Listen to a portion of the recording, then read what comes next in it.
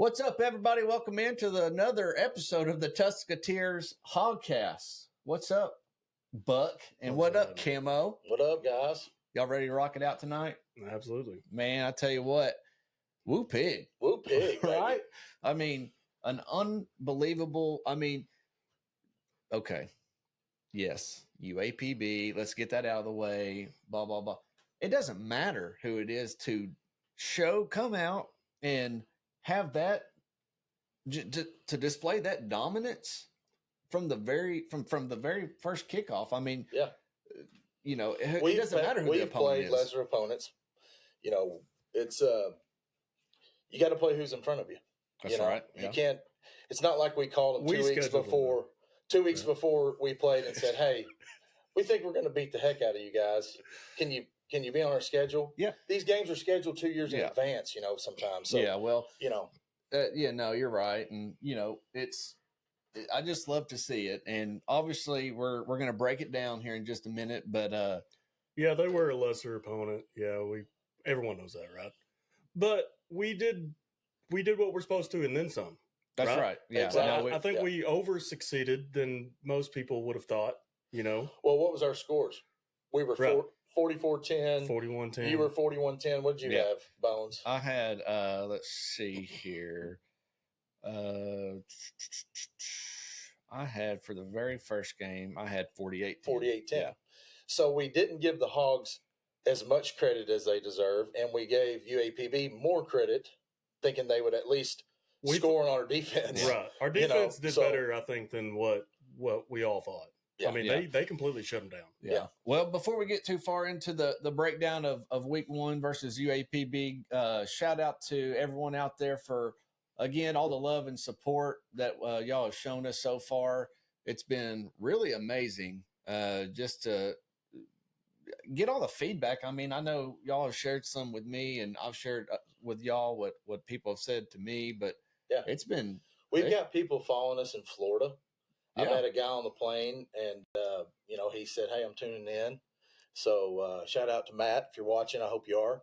But we've got people all over that's responded to, to our Hogcast. So absolutely, it's exciting. We appreciate you guys. In the casino, you got over the weekend. He got recognized. I was at the casino this weekend. He said, "Hey, man, what's your name?" I told him my name, and he said, "Do you have a podcast?" I was just started busting out laughing. It was fun. Really? Yeah, it was awesome. Wow. Yeah. But so again, I'm going to say it every episode. So shout out, thank you everyone out there, and we're already getting sponsorship offers. We've gotten a couple so far, and maybe thought some that more. Was a little further down the road. I did too, but it's going a little quicker than we thought, which is good. We're working. It means at least somebody's enjoying. That's right. Our material. Sure. I mean, why not? I was told today, though, by a coworker that we need a funny guy. So I guess no one's funny, apparently. We're going to have some funny I knew this guy wasn't. Y'all told me to hold back. I knew this guy wasn't funny. Not with the funniness. Okay. He said, be funny, not look funny. But, okay. I got you. I've got a comment for that, but I'm going to refrain. But, again, so thank you again. Make sure to like and subscribe to us on Facebook and YouTube, and we're on Apple Podcasts and Spotify. You can find us there. Thanks to Bones. Bones got us hooked up again. I'm trying to work. He's through El it. Capitan. We're still having issues with the live, the video feed on the live. So he's definitely the bones of this whole thing, huh? The bones. That was me trying to be funny. There's a song about the bones. Something about the bones are good. Something or another. I don't know. Is that your theme girl? Song or something? It's a girl country singer. Oh, who sings it? Maren Morris. You wouldn't know that. Anyway, I have no idea.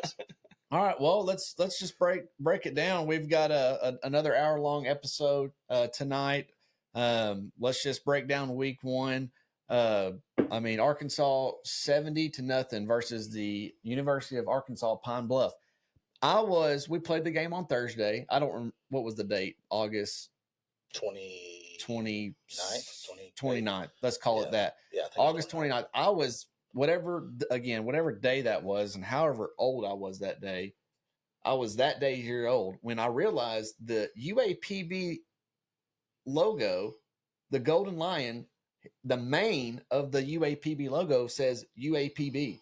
Did y'all know that? Had no idea. Look it up. Look up. Does it really? Look Wow. up the UAPB That's logo, pretty freaking sweet. the lion, and in the mane it spells UAPB. I had no idea that it did that. I was sitting there watching So has the that game. always been the case, or they changed I think that it's logo? always been that way. Oh, I see it now. over See the it? days? I see it now. UAPB. Over I the years. It's hard to see. had Wow. no idea until pretty cool. until last Thursday.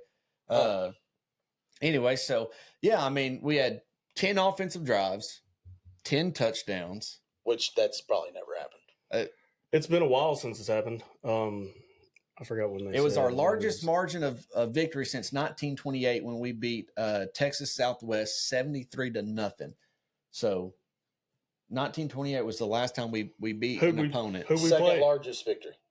Who'd we play then? I think It was Texas Southwest. Okay. Yeah.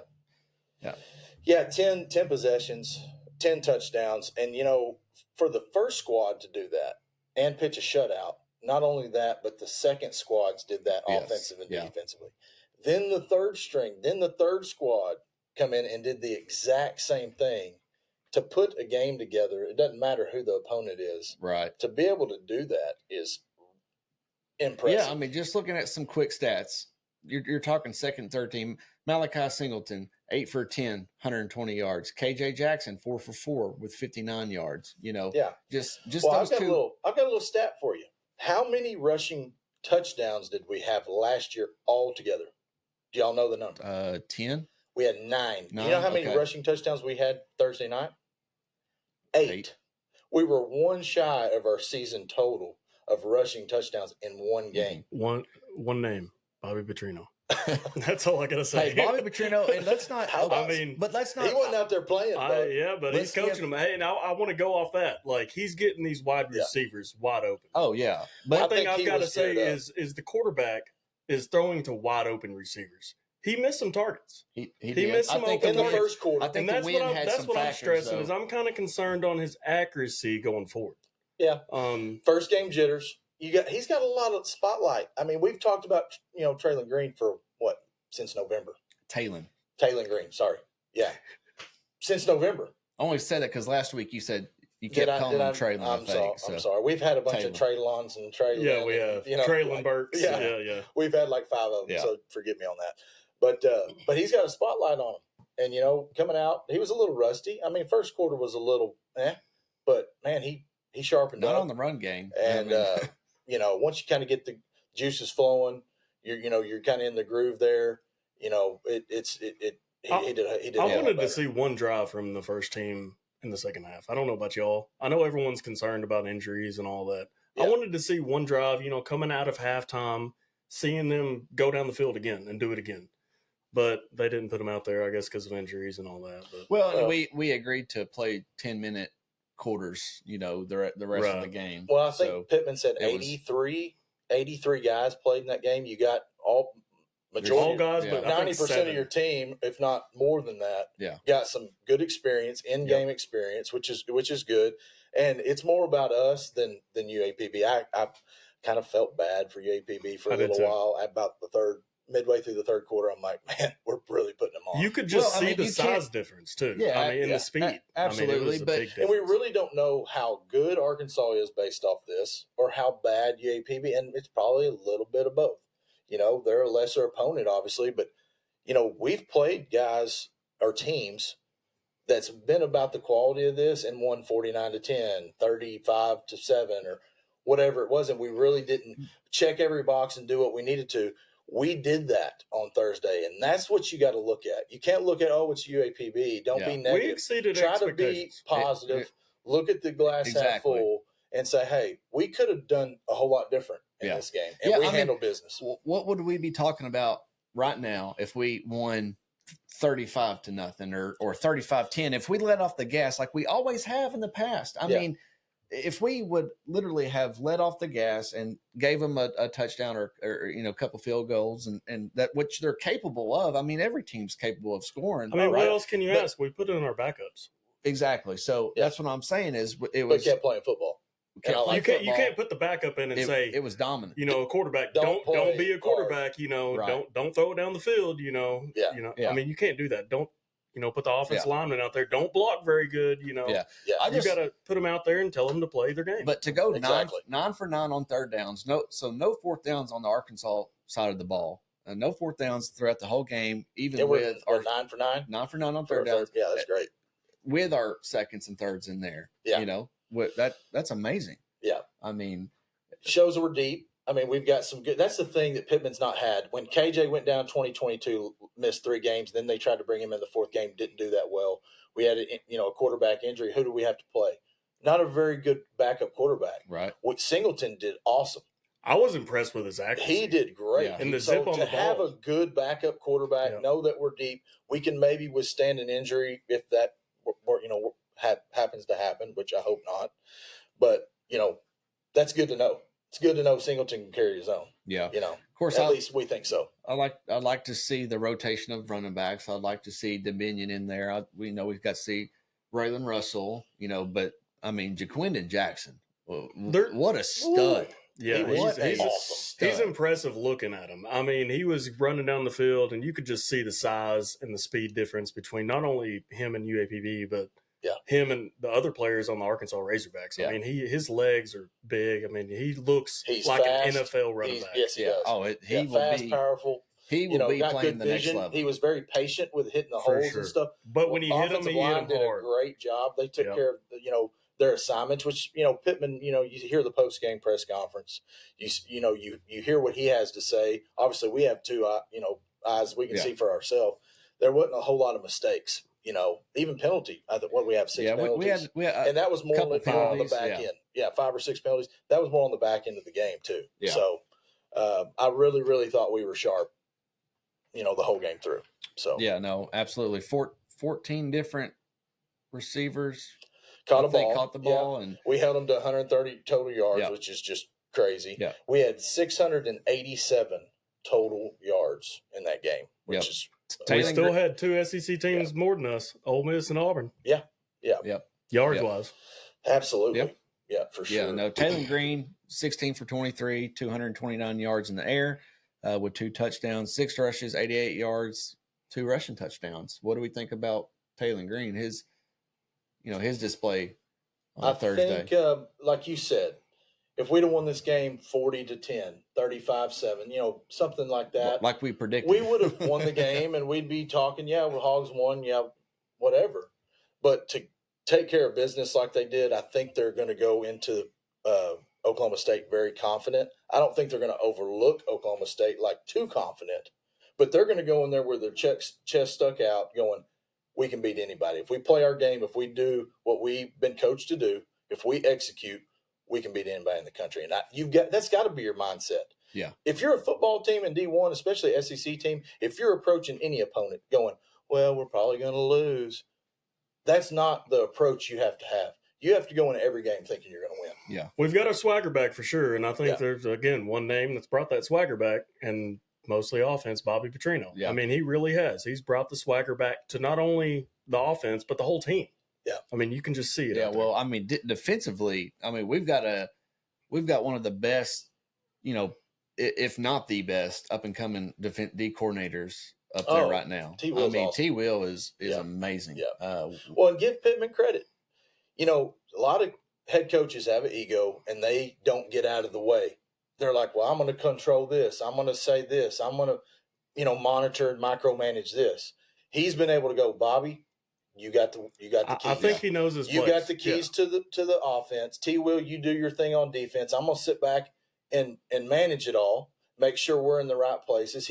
It's giving him more time to focus on the offensive line. Exactly. He's had guys like that's this. what I was going to say. So you got to give Pittman credit that he's not an ego coach. He's not an X's and O's coach. Win for the University of Arkansas. Yeah, absolutely. And you got to tip your cap to that. Yeah, and Bobby, I mean, obviously we all know and remember what happened. That I think he's got a chip on his shoulder, coming in here and not really sure how well it was going to be received as far as the hire goes, and coming in here and starting out like that. I think He's got something to prove. He really wants to redeem himself for how he left the university, you know, in that big dramatic he wants to prove to Texas A&M. He wants to prove to all the stops he's had, which has been several. I think Jimbo Fisher was in his way. I still got at this. Texas Oh yeah, I still Jimbo got Fisher was definitely that was last year at A&M. That was not a Bobby Petrino offense, and it was somewhat. But Jimbo Fisher was also calling plays, was he not? I could be wrong on that, but I'm pretty sure that they were going back and forth. Plays. He just wasn't saying, Bobby, you got the keys, you got the reins, both hands on the wheel. Just go do it. I'm going to step back like Pittman has. Yeah, right. He kind of had a little hand on the wheel, and Bobby didn't have full control. Yeah. You know, and I think that affected him. You know? Yeah, no, for sure. And you know, we're like you said a while ago. I mean, Pittman has had to swallow a ton of pride. You know, and he even made a statement at I think it was at the Touchdown Club last week, where he was like, "Hell, I'm the one who hired him. You know, me. Yeah, I sent him the text." I was about to say that just a second ago. So Pittman hired him, and I know we mentioned it last week on the episode, but you know, we're a whole fan base relying and putting our faith in. Pittman's a player's coach. He's not Petrino. an X's and O coach. We all agree on that. No, for sure. But where I'm going with that is he's had to swallow a lot of damn pride. Well, that hire his alone, ego, even before the first game, even before the offseason, just to go out and make that hire, you know, he could have threw the brakes on that. He could have said, "Man, he's been here before. People are going to start calling for him to be the head coach if I do bad." You know, that could have went a whole nother direction. But he said, "You know what? I don't care because, you know, my number one priority is to win football." He heard the noise, though, from not only like me, I was one of them, you know, saying we got to hire, Bobby Petrino. I mean, there's no choice in my mind that we're not going to get anyone better. It was the only way to save the fan base from just derailing and giving. I was kind of already calling for his head a little bit. I mean, I'm not going to lie. It wasn't just that. It wasn't just you were for sure. But it wasn't just firing. Listen, it wasn't just firing Sam Pittman. It was we were fixing. The fan base was about to just vacate. Derailed. Yeah, it was about to vacate. You seen the stands at the end of last year, right? Yeah. I mean, they're pretty much non-existent. It was bad. So, but to circle back and finish what I was going to say is, when we win, everyone's going to praise who? Who are we praising right now? That's Bobby why Petrino. I took a couple steps back when he said that. You've got to give Pittman credit. And when we lose, he made a hire for sure. But he also seen the writing on the wall. He knew he had to do something. Yeah. Well, his goal, like we mentioned last week, and like everyone out there knows, is his goal is not to come in here and be the next dynasty coach and be here 10 years like Houston Nutt. He said this is his last stop. He said that whenever he got introduced as a head coach. He said, "This is my last job, guys. Yep. Whether it's 4 years or whether it's 8 years or whatever, I'm going to retire. I'm going to retire as a head hog." So yeah, no. Hopefully he goes out on a high note, not a fire. I hope he goes on his own accord and not exactly. Well, yeah, that's a high note. And I think my opinion if this year, you know, I hope I'm right on my 8-4 outcome than y'all, for sure, because that's a high from last year. But if 8-4 with a bowl game and a bowl win, that's 9-4. That's the same as 2021. Yeah, and if we finish like that, he's not going anywhere. He's coming back. Oh, for sure. He's not going to just absolutely have one good year and say, "All right." I think it needs to be talked about if it's just 6 wins. We kind of talked, This is going to be a different conversation next week if we beat Oklahoma State. Then everybody's going to be getting on the Razorback train. Yeah. I've got one foot on. Nationally. I've got 1 foot on right now. Even Pat McAfee, I've watched a couple things he said. Pat McAfee, he loves the Razorbacks. He don't dog us like some of those guys. And he showed a little clip of Traylon Green. I think he said he covered 150 yards. Traylon Green. On that run. God dang. You're going to get it right. He covered over 100 yards in a 36-yard run. He starts to the right, scrambles to the left, middle of the field, and then ends up on the whole other side of the field. Yeah. So that was impressive. So he showed that clip and gave us some love. Yeah. So, again, Jaquinta Jackson, 8 carries, 101 yards, 2 TDs, 2 receptions for 20 yards. I'm just going to kind of run down some of my stats here. Tyrell Reed Jr., 5 carries, 28 yards, 1 touchdown. Braylon Russell, 3 carries, 23 yards, 1 TD. Receiving 14 receivers. Isaac Teslaw led with 3 receptions and 53 yards. Jordan Anthony, 3 receptions, 46 yards. And Luke Haas, 3 receptions, 42 yards.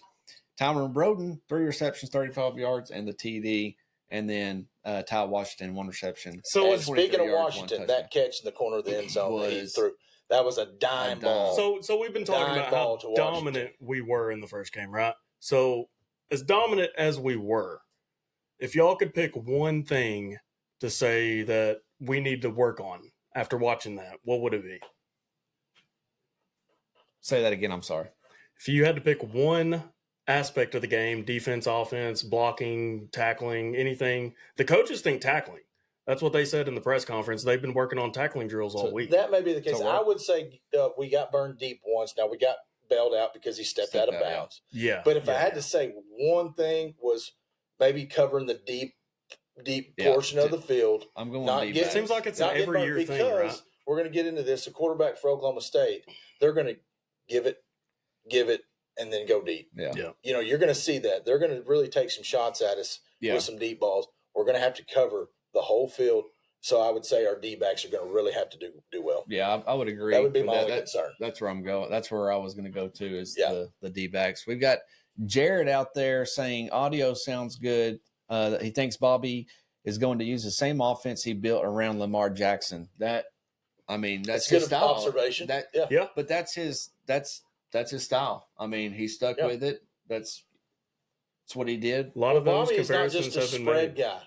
He runs the ball. He gets the tight ends involved. He does some RPOs. He throws the ball deep. He does everything. So what does that do to defenses? They don't know what to key on. You don't know what you can't say, hey, we're going to stack the box and stop the run because then we'll burn you deep.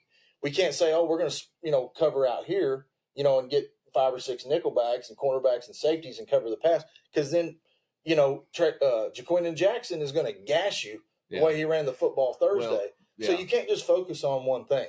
I'd say half our play calls are an option play. I mean, he's either got the option to hand it off. Yeah. I mean, that helps if the quarterback knows how to read that. Yeah. Well, that would be he did a good job. He did a good job with RPOs. What you said there about keying on one particular player or players is a good segue into the segment when we talk about Oklahoma State, but that's not what we're going to talk about right now because they've got one guy. They've got one guy that if we key on him too much, we could be burned deep. Well, and I've got some stats in here as far as that goes. Well, Jared, appreciate you listening in on YouTube and watching on YouTube. Feel free to keep chatting if you got a question or something. Is Jared a buddy of yours or I don't know who Jared. It just says Jared. Don't have a last name, so I'm sorry, but Jared, thank you. Yeah, absolutely. Tuning in, and everybody else. Yeah, and everyone else be watching. So here is the offensive left tackle Fernando Carmona won SEC Lineman of the Week. Yeah, see that? Yeah, co-offensive. Yeah. And they don't just draw a name out of the hat, folks. They did that for a reason. Yeah. He handled his position very well. Yeah. No, he did. So if you want to be on the show, call or text us at the number on the screen there. We can patch you in on audio, or if you just want to shoot a text. If you're not able to chat, then just shoot a text and we'll get you. Yeah, we'll get your feedback. Yeah, we'll get your feedback. If it's a text, we'll be sure to read your thoughts. Yeah, comments for sure. On what we're we'll try about. to put it in the right segment, or we might just bring it up. So let's see here. I'm still figuring out a lot of this stuff as well. Yeah, we're definitely not perfect, folks. Yet. We're working as we go. I'm hosting and I'm producing at the same time, and so he's the bones of the show. Trying to flow here. He's doing it all, but in the brains. Well, is Colt? If Colt's out there, if we got a guest, our first guest, shoot Colt a text, tell him to come on. We'll do that. Yeah, we'll get him on, get his thoughts for week 1 and what he thinks where this program's going from here on out. While we're waiting on him, I've got a couple of things I'd like to say about a couple other teams that are out there that were predicted to do good. Tell them to join. Click that link I sent them. Okay. Not to call. Oh, okay. Yeah. But Florida State, oh my goodness. Overrated, right? Holy cow. Man. Oh, wait. I think we got in there. Yeah, we got There Colt. you go. Uh-oh. What up, Colt? I'm in. How are you guys? We're for Colt's Corner. We're good, man. How are you? I'm a marketing genius. What can I say? You talk about earlier, you opened the show with you need a funny guy. Well, here's the thing. I know a guy right here that, I'm not very busy on Tuesday nights, and I think I'm kind of funny. I know I get Josh riled up with his idiotic football takes. That's easy to do. Yeah. That's easy. It's easy to do. But, so my wife was like, I got out of the shower and she's like, what the hell are you doing? And I was like, what do you mean, what am I doing? She goes, well, you've got all your Razorback gear on. You hadn't had that on in a long time. I said, well, I'm kind of excited. She said, what are you doing? I said, I'm getting on a podcast. She goes, what the hell are you getting on a podcast for? I said, well, you're about to find out. And so I told her, I was like, I'm just going to celebrate and have myself an old cold beer, for the little one-liners out there. And shout out Sam Pittman because it's Sam Pittman's Coors Light. So that's right. That's what we got. A good old cold beer. I'm not promoting it now. Not promoting it. Right. But I'm going to say this. There's Caleb, get ready to hit your button. There's only one-liner that should ever stick in the University of Arkansas. And that's Bobby motherfucking Petrino. Oh my God. That's the only thing. I don't want to hear shit about left lane hammer down, embrace the hog, full tilt boogie, club dub. Don't care. Caleb, get ready for the button. Bobby motherfucking Petrino. Hey, that's it. That's what it is. That's what it is, baby. Woo pig. Mom's got her soap out. She'll be all right. Hang it. Sorry. I'm taking that back. That's on. I'm blaming Kittyville for that one. That's going to be Deborah Snuggs, Kittyville, circa like 1998. That's going to boil down to that one. Actually, I think that was more like 96, probably. Yeah. Next time she sees you, Coach, you can say, "I taught you better than say that." It. Yeah. I love her though. Let's get your thoughts on week 1 and where you think we're going from here. Okay, so thoughts on week 1. You guys covered it pretty well. So one thing that we have not done in the past as a football team, and this is kind of where my disgust starts, is we haven't finished games and we haven't asserted dominance in a football game. Okay, I get it was UAPB. I understand that. But what do the great teams in college football do? They handle business, right? We've all played football to some degree, okay? It's easy when you're going against an opponent that is not up to your level, whatever sport it is, football, baseball, basketball, soccer, whatever it is. It's easy to kind of let the foot off the gas a little bit. Right. And what I saw on Saturday was I had high expectations that we would come in and we would score. Right. I felt that was going to happen. But what you see and what separates, in my opinion, like Georgia, Alabama, those top teams across the country in multiple conferences is their depth, right? That's one thing Arkansas hasn't had in so long is we haven't had depth. And you look at guys like Malachi Singleton that comes in and he's just slinging it all over the yard. And then you've got guys like Uncle Monty that's, going to be a third string guy and he's in there making snags and getting yak yards. And I just see that. And I think that that's a win for us. It's easy. Depth could do the same thing against a greater opponent. I agree because you just look at it and you're like, it's easy for those guys to show how much they fall, like how much the difference is between 1 and 2 or even 2 and 3. But it would have been easy for even our defense, right? Even our defense, as we're subbing in guys, it would have been easy for UAPB to go and get a touchdown or get a field goal. I was kind of impressed with their quarterback. Dude actually had some arm strength. Let's give credit where it's due. But that one that he threw out of bounds off his back foot, I mean, that was pretty impressive. So understanding the level that inches. Yeah, I mean, and, that's the difference in a shutout right there, obviously. But I was just impressed that the team just kept just it seemed like we had that one goal, which was to dominate, and we did that, and that's not something we've done in the past. And if we would have left our starters in, which obviously you don't, and I'm not condoning that at all, I'm just saying theoretically, guys, we would have scored 100 or so. I mean, it's not even close. What they say, Cole, good teams win, great teams cover. And at a 54.5 or 56.5, whatever it was, I didn't think we would cover. If I was betting that game, I thought we wouldn't have. Well, it was like 55.5, 50. Yeah. It was something like that. But we covered. Yeah. You know, more. Yeah. A lot. Yeah.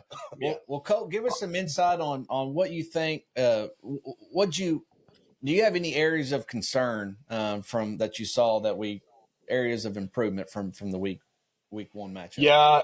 Yeah. So my area of concern is going to be the accuracy of Traylon Green, as Josh or Camo calls him. Yeah. So the area of concern there is accuracy, but I'll say this. I will say this. What I think is going to keep the Hogs sharp or keep him sharp is you've got a number 2 that can come in there and sling it. And he didn't miss a beat. I don't care if he's playing against the second team. He was accurate. His reads were perfect. Again, it's easy to let your foot off the gas, but dude went in there and he slung the football around and did it with confidence. And one thing that Razorback fans have to remember about this kid was offered by Georgia, by Kirby Smart. Yeah. So I don't know what he would have been at Georgia. I have no idea, but guys, you have to be some kind of football player to play football at the University of Georgia right now because they are the creme de la creme of the SEC. Like all roads lead to Georgia. That's right. Yeah. So, I mean, if that quarterback competition can stay up there, I think that's going to force Traylon Green to be that guy because he had flashes. I mean, I was thinking on that run, I'm sitting there thinking Matt Jones. And absolutely. My buddy Ashton even posted it. I was thinking the same thing. I'm like, dadgum, like, we haven't seen that in a while, guys. We saw things that we haven't seen in a while. UAPB, no UAPB. There was some bright spots. So my concern would be just the open receivers that he missed. You know, I can argue to say if he had a little bit more pressure, you know, he had a lot of time. And sometimes a lot of time is not your friend. And it's easier to kind of think about things and be too perfect, which I think he was. And then you started seeing him kind of get relaxed and being Traylon. So the competition is a good point, Colt. But you got to think of this. He may be mentally sharp and you've got that competition. But at the same time, that don't make you throw the football better. You know, his ability, you know, he had we wide think open it's great. Receivers, some wide open receivers, and he missed a few.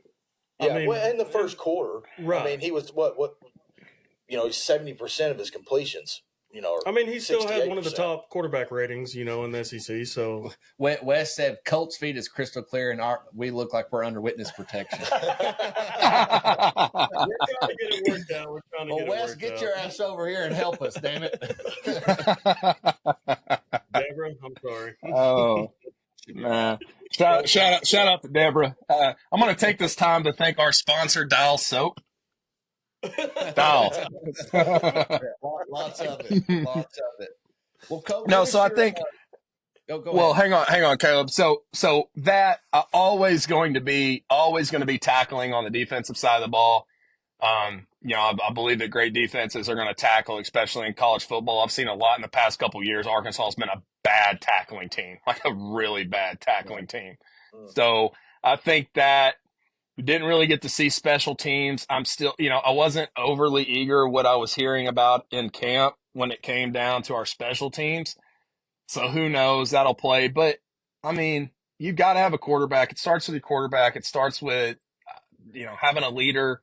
Saw Emmanuel Ocho or H-O, however you say it. He was talking about that 09 team in Texas, that 2010 team in Texas. He said, guys, we had the number 6 ranked defense in the nation. We had multiple top 5 rounders picked on that defense, and we were 5-7.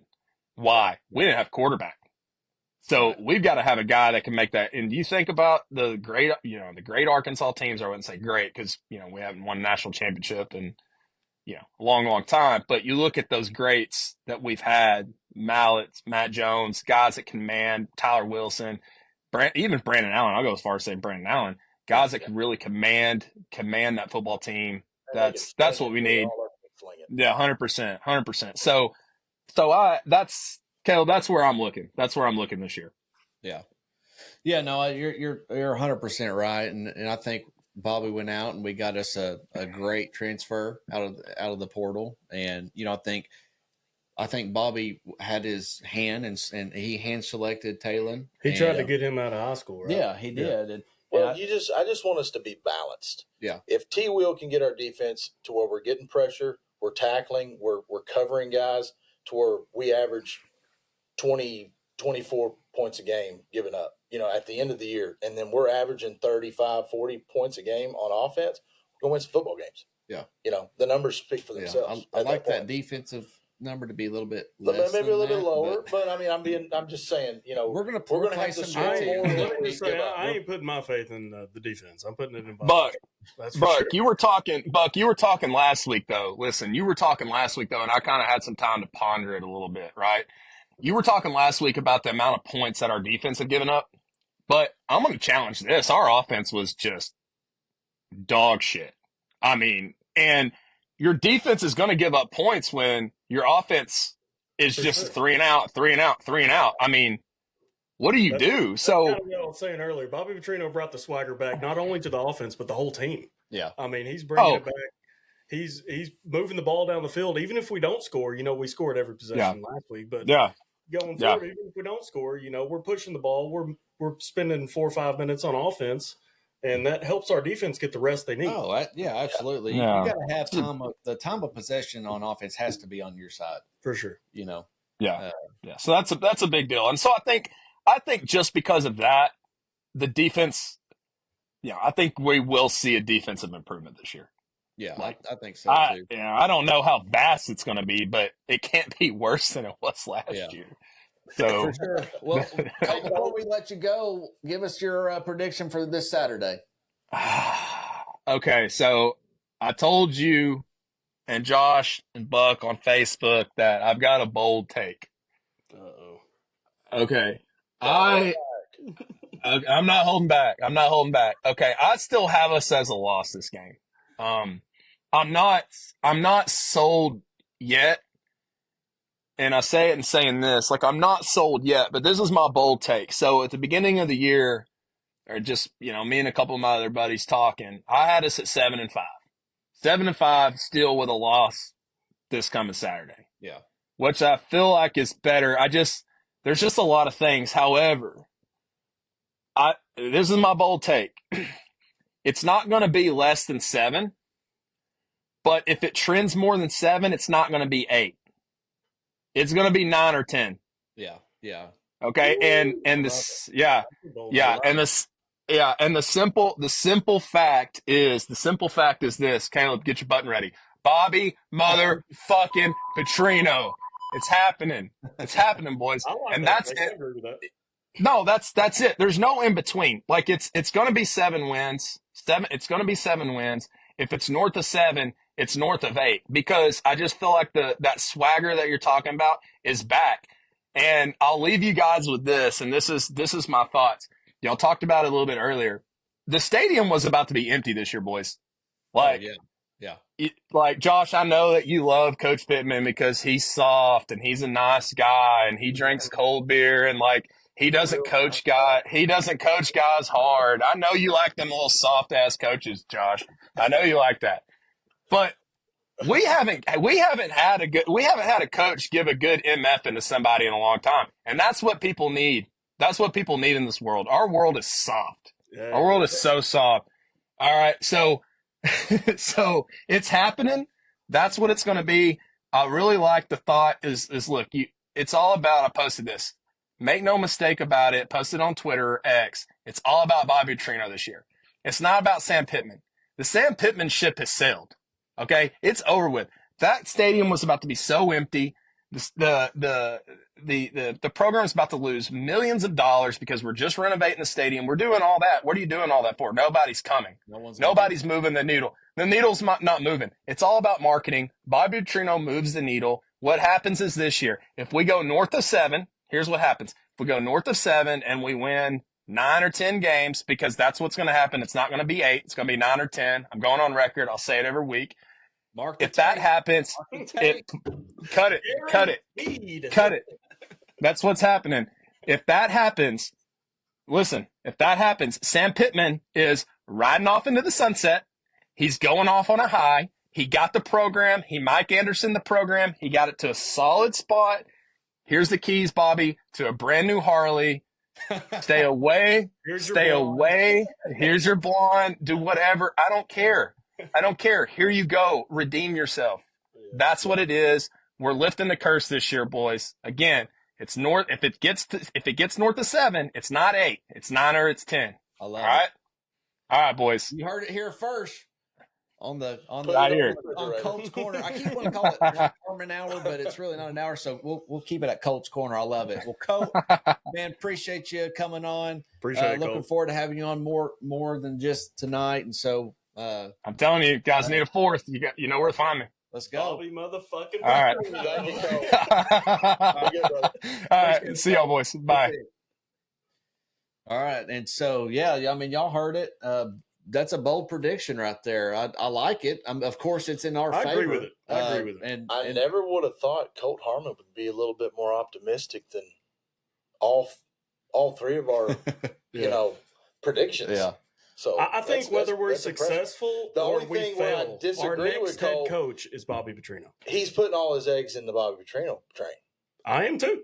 All in the Bobby Petrino basket. He's given no credit whatsoever, zero credit to Sam Pittman. Sam Pittman hired who's the head football coach of the Razorbacks still to this day. Oh man! But I agree with some of what he said. You got soft hands, brother. Well, let's keep this show rolling. And shout out to Jared. I now know who you are out there on YouTube. That is Jared McKenzie. He is one of the guys I gave a shout out to last week that kind of helped get this thing going. Oh, okay. I helped, I reached out to him. He's got his own podcast. I don't know what it is. Jared, put it in the chat. We'll give you a shout out. I know you haven't done it in a while, but we'll give you a shout out. And then he did ask KJ's performance at UCF. I caught some highlights. It looked like it was kind of a lot more lackluster than anything. Yeah. I don't have stats on it. I honestly couldn't tell you. I didn't even watch that game. I seen the stat line and the box score of it and kind of seen, because of course everybody was sharing it on social media and Facebook, so it was hard to miss. Yeah. But I can't really give an opinion because I didn't see how he played. Yeah, and I don't want to dog him because I know he started out like 1 for 7 or something like that, but I didn't keep up with it after that. Yeah, let's roll on. Right. So like I mentioned earlier before Colt came on, FSU overrated with the loss to Georgia Tech and Boston College. Boston College went in to where are they located? Tallahassee? Is that where Florida State's at? Yeah, Tallahassee. Yeah. They came into Tallahassee with one goal in mind, and they freaking well, they seen the way Georgia Tech played them, and they said, you know what, they're beatable. Yeah, well, all we got to do is play defense, play hard, and they did. I don't think we should give them too much credit. I think they're a lot overrated. They're a lot overrated. Preseason rankings mean nothing. That's right. That's right. Look, Arkansas being in the top 10. Football game. All right. One more thing I'd like to bring up, just as I was scrolling through these stats over the last couple of days, there was one thing that stuck out to me the most, and you might be thinking, well, it was the passing yards, or it was the rushing yards, it was Jaquinta Jackson. It was actually one of the officials that stuck out to me. Y'all call me. Looks at the officials' names in the game. Who looks you're at the only guy that I know. When you read this, you're going to understand why. Guess who one of the line judges was? I know you already seen this because I told you I was going to bring it up. But one of the line judges on Thursday's game, his name is Chris Snuggs. And that name might sound familiar to y'all. He's your 14th cousin. Because that is my last name. And Deborah, you got another son out there we don't know about? Hey, now. Outside of my family, I've never met another Snuggs. So, but this isn't the first Razorback game that he is coached. And I didn't go back to officiated. I didn't go back to when he very first started, but he's been a line judge. He's part of a Sun Belt officiating crew, and he officiates some SEC games. He reffed the Holiday Bowl versus Louisville and USC last year. He also reffed the Arkansas FIU game last year and the Arkansas A&M game last year. Wow. So shout out to Chris Snuggs. He's from Trustville, Alabama. So if this somehow makes it to Chris Snuggs in Trustville, Alabama, shout out to him. Shout out, because we've got the same last name, brother. Next time you call the Hogs game, we need a little love. That's all I'm saying. 70-0. How much more love can you get? We need a little home cooking. Hey, if this blows up, now that I mention it, he's gonna be like, "Damn it, I can't ref another Razorback game." No, exactly. He's from Alabama. We ain't getting nothing from him. SEC officials going to get a hold of this. And he's probably an Auburn fan. You know, he's probably you're either orange or blue or. So, all right, white. just a little fun fact I thought. So now we're going to move on to a segment called Razorback Mount Rushmore. So it's a segment I think Camo. What about the WUPB Cuties? Oh, let's do WUPB Cuties. You're right. I think we should skip that. You're jumping segment around, brother. Let's do it quick. Let's do WUPB Cuties. Let's cue the music I'll be up. quick. Let's cue the music up. Let's cue the music up. The Razorback. I know we had some issues with this Hopefully last they week. can hear this. Hopefully y'all can hear it. We're playing music. If not, Turn it up then some. Sorry. All right. Camo, All right, let's hear guys, these. here we go. Let's hear these WUPB. Question number 1 of the WUPB Cuties. Excuse me. And I was 3, you were 2, so I'm winning. Hopefully one of y'all at least matched the knowledgeable Camo over here. Okay, let's hear it. So who holds the FBS largest margin of victory in NCAA history? Shoot, I'm going to go Alabama. Well, I'm going to give you some options. Oh, okay. Yeah. We've got A, Michigan, multiple choice, but B, Penn State, C, Oklahoma, or D, Florida. Oklahoma. Golly, what I was going to say wasn't even an option. Say those options again. So we got A, Michigan, B, Penn State, C, Oklahoma, D, Florida. I want to go Penn State. What was yours, Buck? Oklahoma. It is, in fact, B, Penn State. Dang. They won by 81 points. Now, this is FBS. This is not, modern era. No, this is just period. Okay, period. Modern era FBS, and that was in 1991 versus Cincinnati. 1991. Okay, question you weren't number even 2. born yet. Yeah, that's before y'all youngsters was thought of. All right, I'm up 1. All right, question number 2. Arkansas's largest defeat in school history. Is this football? Margin. This is football. This is football. Okay. Arkansas's largest defeat of what they had lost by. Give the options. By point margin. Okay, A is Texas, B is LSU, C is Oklahoma, and D is Alabama. Buck, what you got, bub? Is there years to that? I know. Is there what? Years that it happened. Okay. No. There's just in period. In school Man, history. I want to go. I felt confident with my answer when you asked the question. But now that you gave the choices, because I remember specifically one game in our lifetime that I can remember, and it was versus Alabama. But man, I want to say Texas. But I think I'm going to go Alabama. What's your final answer? My final answer is Texas. I'm going with my gut. You always go with your gut. Buck, what you got? A, Texas, B, LSU, C, Oklahoma, D, Alabama. Man, I want to go Texas as well. That's okay. All right, you said it. It's in fact C, Oklahoma in 1918. We lost 103. 1918. Damn, dude. I told you, period. It's just school. At least when I asked questions last week, I brought up like some modern stuff. So it was 103-0 versus Oklahoma. Oklahoma and Arkansas in 1918. Wow, that was before we were the Razorbacks. 103-0. We were the Cardinals still. School history. Yeah, school history. Okay, now I went way back in the archives on that one, boys. All right, question number 3: Who holds the MLB record for the worst regular season record, and yet still won the World Series championship? God, I know this. Okay, here's your options. A is New York Mets. B is Detroit Tigers. C is the Arizona Diamondbacks. And D is the St. Louis Cardinals. Man, I feel like it should be Cardinals just because y'all are Cardinals fans. Me right here. But I feel like you're throwing me for a loop here. For a curveball? No pun intended. Has the Diamondbacks won a championship? I want to say the Diamondbacks. Okay. Man, I should know this, and I'm embarrassed that I don't because that's my sport. I'm just going to go the Mets. Okay. Well, it is D. St. Louis Cardinals. Oh, dang. I thought you were throwing us the curveball. We finished the 2006 season 83-78. It was the worst record of a division winner. Y'all got hot. And then we got hot right at the end and won in 2006. Yeah. So I didn't know it was the my worst. brother did not get that. I actually was trying to throw him a bone, hence the word bones, and he didn't even bite on it. I thought you were throwing us a curveball. Didn't even bite. Okay, question number 4. We got Alicia chiming in. She said Michigan. I'm assuming that was to the earlier. Is that our sister, Alicia? I think so. It don't give me last names. I'm sorry. Hi, sis. Love it just you. says Alicia. I'm assuming that's our sister. Yeah. What up? Okay, question number 4 is, what PGA golfer leads with the most second place finishes in major championships? I feel like I know this. Second place finishes. Okay. So A is Phil Mickelson, B is Tiger Woods, C is Jack Nicklaus, and D is Fred Couples. I'm going to go Phil Mickelson. I'm going to go Couples. Okay. It is C, Jack Nicklaus, who is also the most major winning we didn't get golfer.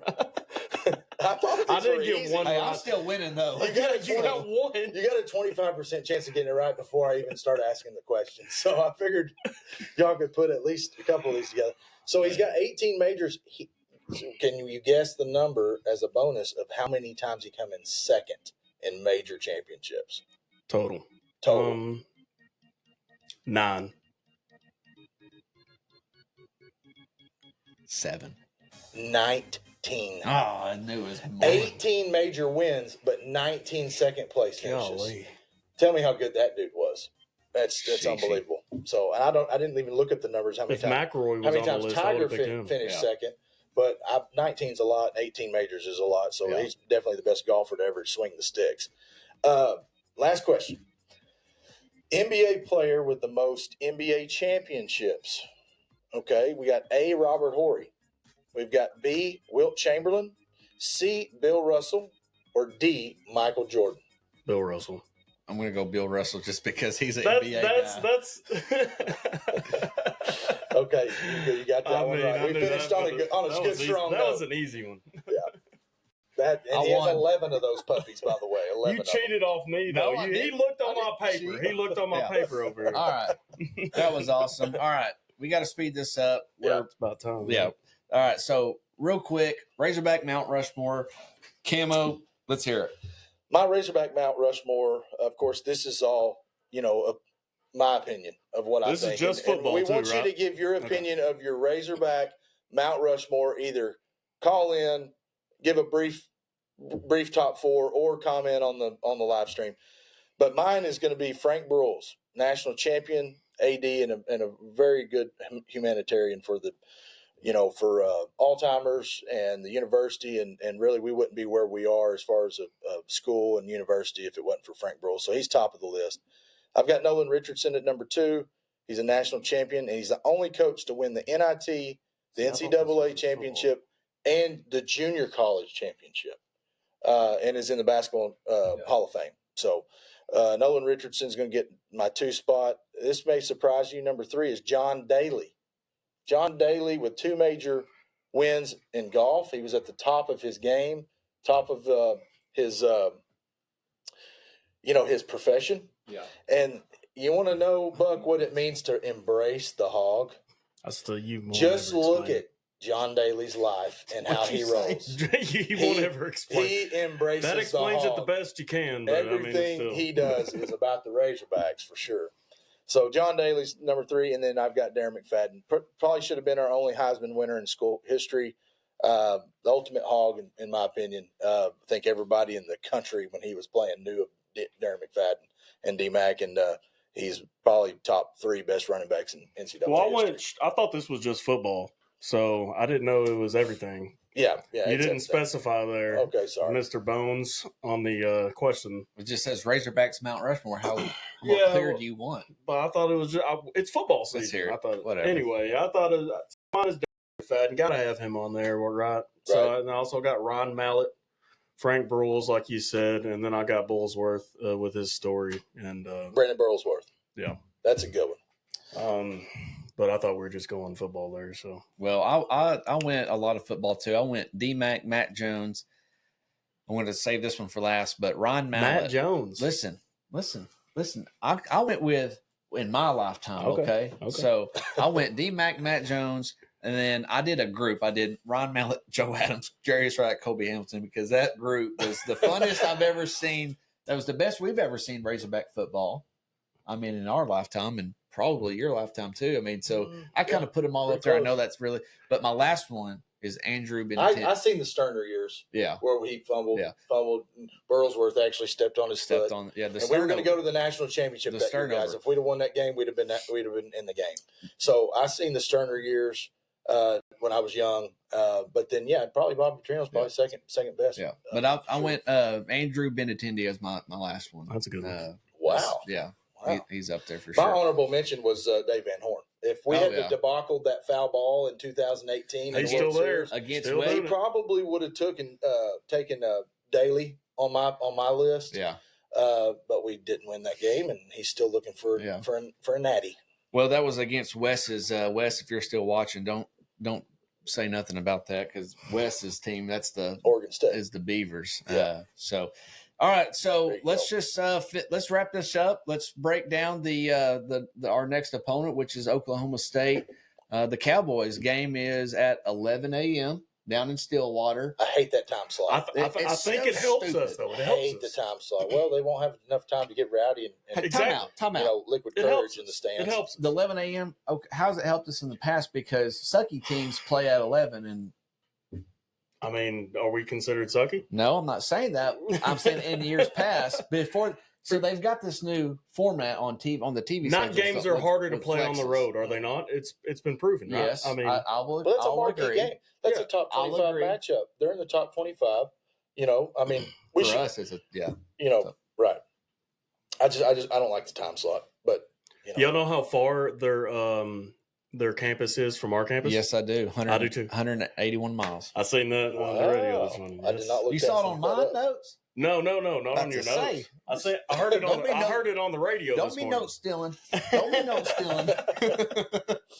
I read it on the internet. Yeah. So last week they won 44-20. They won 44-20 over South Dakota State. Ollie Gordon. That's who I was going to say earlier. It's a good segue.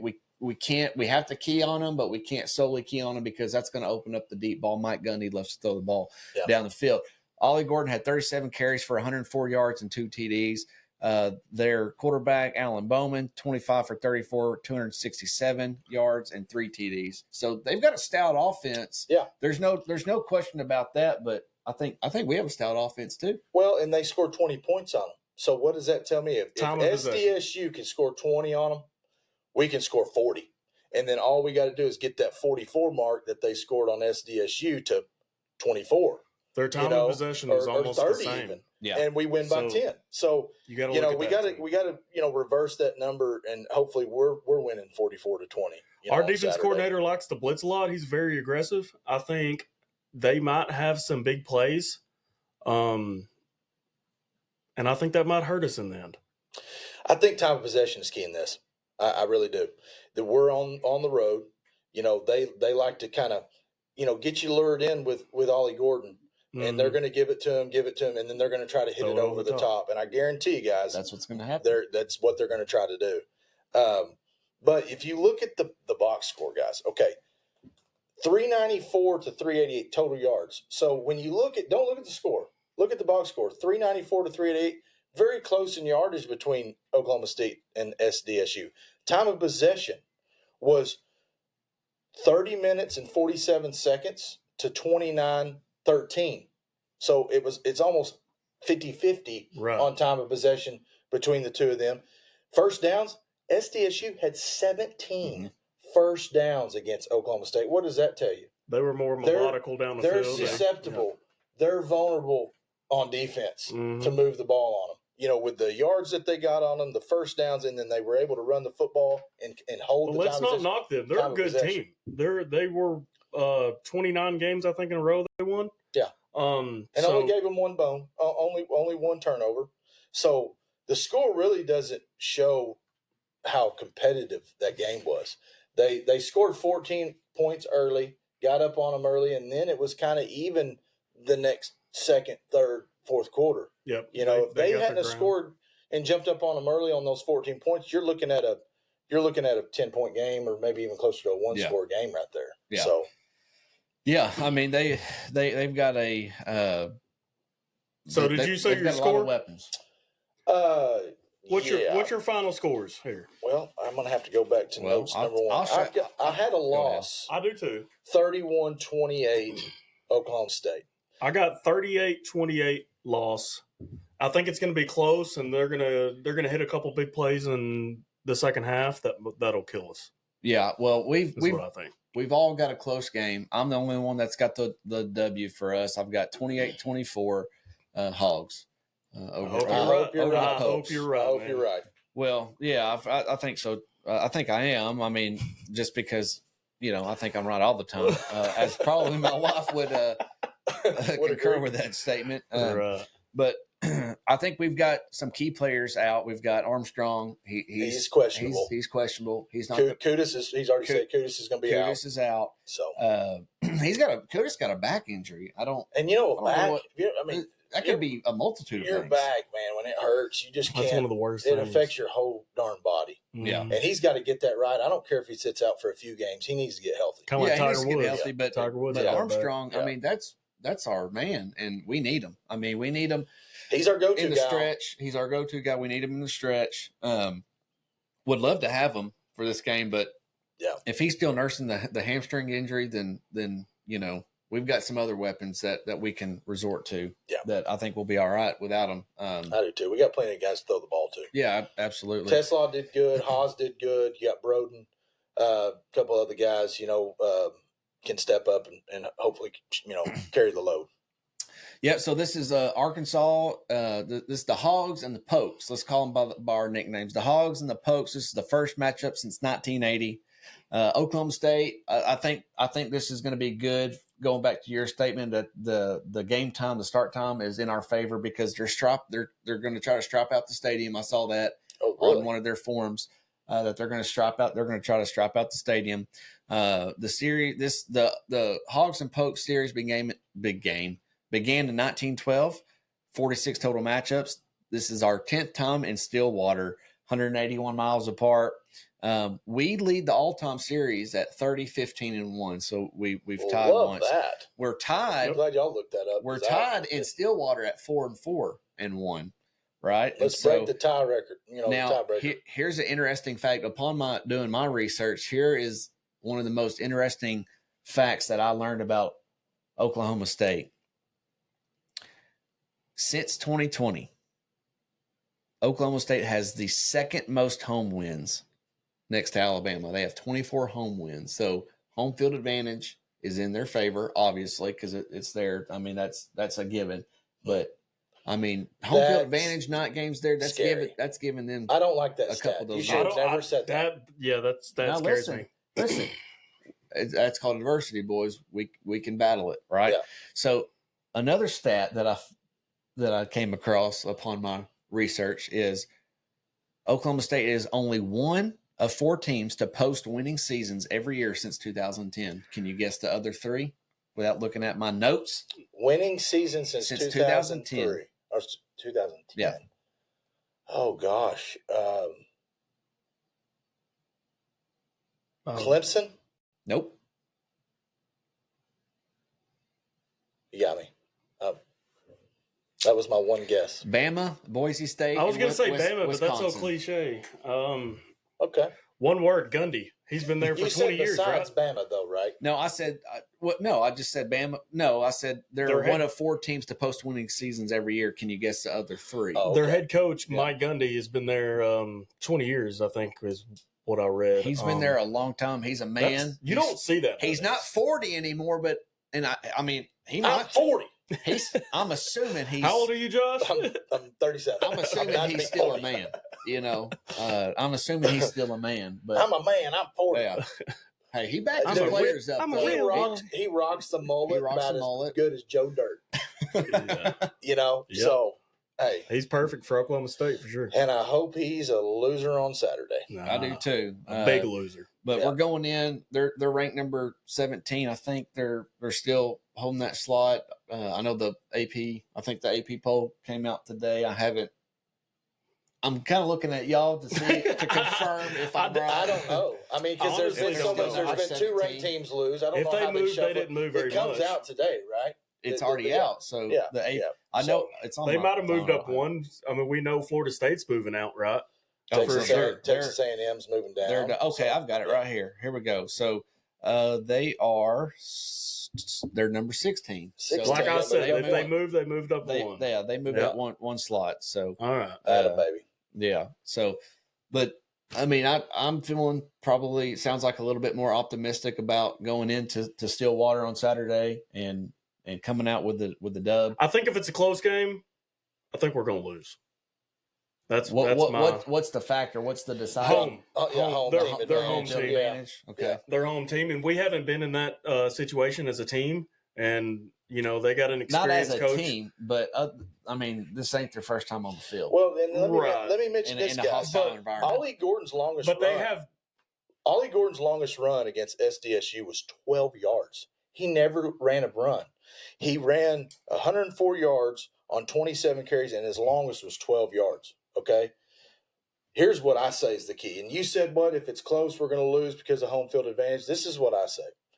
If we do not get pressure on the quarterback, if we cannot pressure him, and they're allowed to run the football and pass it at will, we will lose. But if we can get pressure and we can stop the run on defense, we'll outscore them. I wanted to look up the exact number, and I would have been off. I was going to say 20, but it's 21 returning starters for Oklahoma State. That's another reason why. Yeah, they've been there and done that together. And their offensive line, all returning starters. So if it's a close game, I have it as a loss. Yeah, I said 37 carries earlier, but you corrected me. It is 27 carries. Yeah. I said 37. So, but no, I mean, you bring up valid points.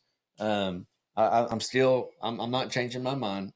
I'm still going with a W in a close game. I think it's going to be. I like you sticking to your guns. I think it's going to be sticking to your guns. Oklahoma State Cowboys style. Yeah. What is a poke? What is a poke? Don't show our ignorance, man. We've already done it enough. If you're out there tuning in and you know what a poke is, let us know. Look it up real quick. I don't know what a poke is, but they're saying is go pokes, go right? Pokies. They have the paddles on the bottom row. Student section has the paddles. They slap on the. It's a slang. Right? It's a nickname for the Oklahoma State University, which is known for cowboys and cowgirls. And it's a term short for cowpokes, which is a slang for cowboy. Yeah, okay. It's got to have. Yeah, that's all it is. Very interesting. But again, I feel good. Maybe I'm still riding the high from last week, from last week's victory. You have every reason to be confident. Absolutely. Why not? Like Colt said, Bobby MF Petrino, right? I mean, he's a saving grace, obviously. Especially for Buck here. I mean, don't forget our head coach Pittman over there. He brought him in. He brought him in. The Angel Soft. Hey, I tell you this. That's our other sponsor, Angel Soft. Hey, like I said last week, I'm sure he loves that. Hey, I said last week, I wanted a coach that comes in and flips tables, throws chairs. He's it. And he's it. In 2011 and 2010 and 11, all those years he was here, the players were scared to mess up. Exactly. They are now. I want to get back. I want to get back to that. This just come to my mind, so I'm going to shoot from the hip. I would love to get an anonymous vote from every Razorback player. Get them in a private room and ask them, and don't name names. Do a poll of who would you rather have as your head coach, Sam Pittman or Bobby Petrino. Don't name the names. Just do a percentage of 70% says BP. Or 70% says Sam Pittman. Let's rephrase that. Let's rephrase that question. Let's rephrase that question, sir. From those two guys. Rephrase that question. We got an opinion. Ask the players. If Pittman is the head coach, is Bobby Petrino still there?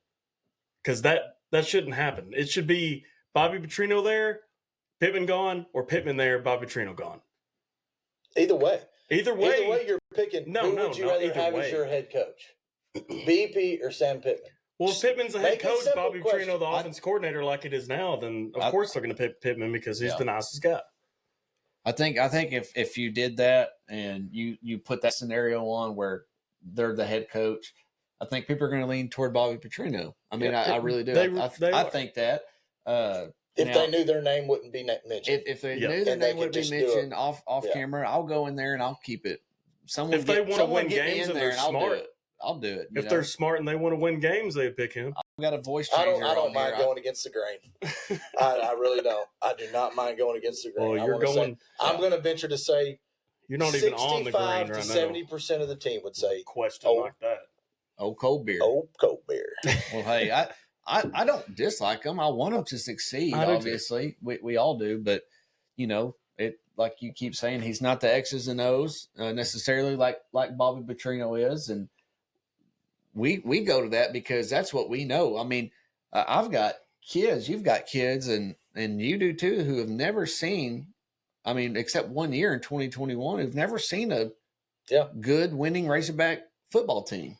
Yeah, and during our last year of high school, 2011, and then that was the highlight of Razorback football for us. I mean, 2010, 2011, going to the Sugar Bowl. If any kid was born past 2011, they haven't really seen the Hogs do what we needed to do. So, well, that's pretty much all we have for this week's episode. But Kimbo, any closing? Go Hogs! Statements? Beat the Cowboys! Woo pig! Absolutely. Yeah, thank everyone out there for joining and tuning in. Wes, Jared, thank y'all, and Sis. Paxton, not Paxton. Grady said on here he gave us his Mount Rushmore of Hogs: Cops, Burlsworth, John Daly, and Bobby Portis. There you go, G-Man. Like it, G-Man. Love you, buddy.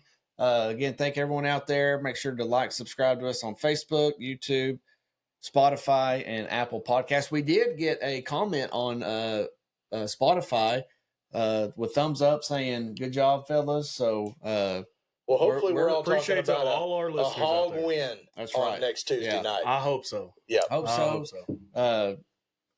Go Hogs. Go Hogs. Woo pig. Woo pig.